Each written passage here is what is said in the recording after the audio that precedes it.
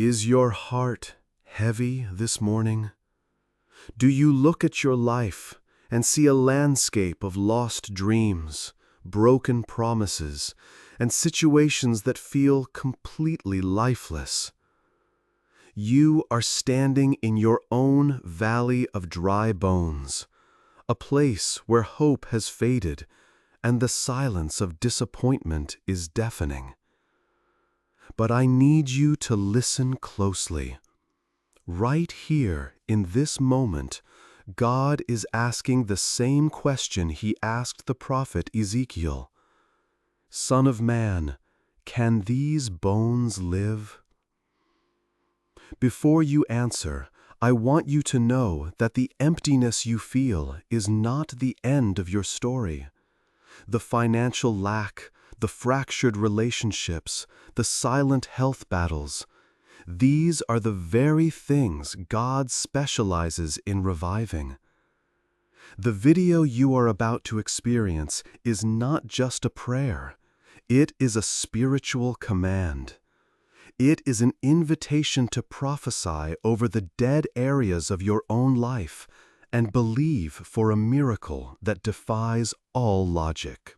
We are about to ask the God of the universe to breathe life back into everything that has been taken from you, and to turn your barren valley into a victorious army of blessings. Prepare your heart for a divine restoration.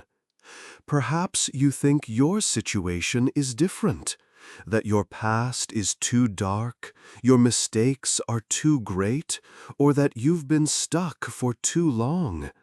You may have accepted a label that society, or even you yourself, has placed upon you: failure, outcast, unfixable. That is the same lie the enemy told Saul, the persecutor, before God transformed him into Paul, the apostle. It's the same lie whispered to the lame beggar at the temple gate, who for years believed his only purpose was to ask for loose change. His reality was begging. His identity was the lame man. But God was about to do a new thing.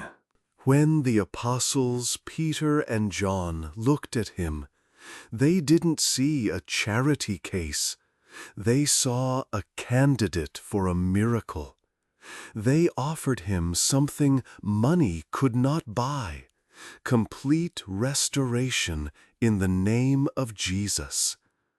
In a single moment, his identity was rewritten. He went from being carried to leaping, from being an outcast to being a living, breathing testament to God's power. This is the same power that is available to you right now. This prayer is your moment to look past your current reality and receive the new identity God has for you. Now it is your turn. The stories are finished. The promise has been laid out, and faith is rising in your heart. It's time to speak directly to the King. This is not just about listening to words.